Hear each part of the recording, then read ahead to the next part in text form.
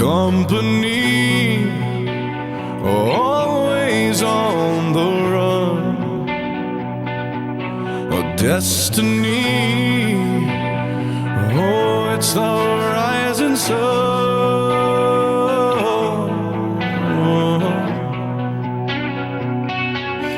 I was born a shotgun in my Here are the tools that we're going to need to install our new tether switch. We have a 10mm socket with a little bit of an extension, a ratchet, simple screwdriver, needle nose pliers, and an Allen wrench to take off the bolts that we're going to need to get at the compartment in the front of the bike. We're also going to need these little clips here. I'll explain these a little bit later on. Tether switch, great idea for safety reasons, very inexpensive, $17 to $25 depending on which model you get. I believe what we have here is an East Coast product. Works well.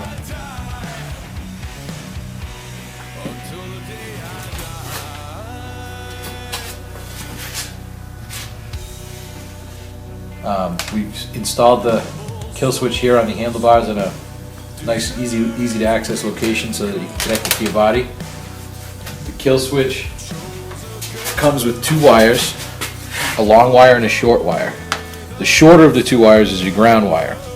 And what we did was we stripped the ground wire right away because we're going to attach it to the chassis so that we know which one's the ground wire. We then took our wires, we ran them through, make it nice and neat, tuck everything in. And we're going to come down here to this little control box down here, and this runs to the spark plug wire.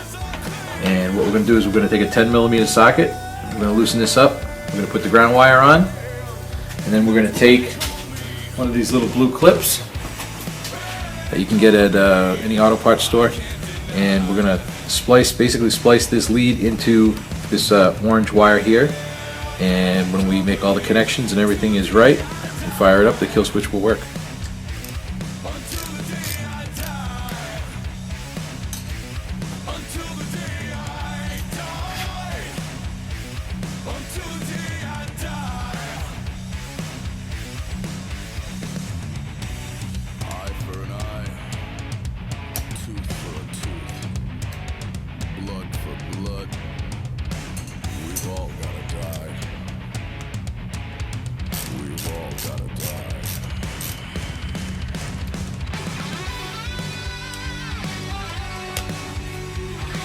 Okay, now that we have our kill switch in place, our cover's off, we have our wires.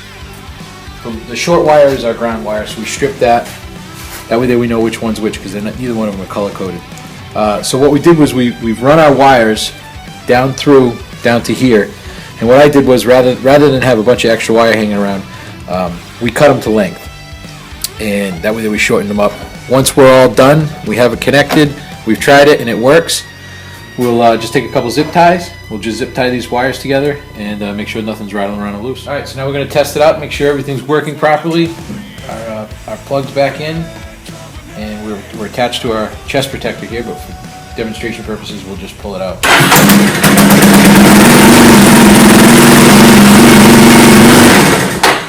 Works beautiful.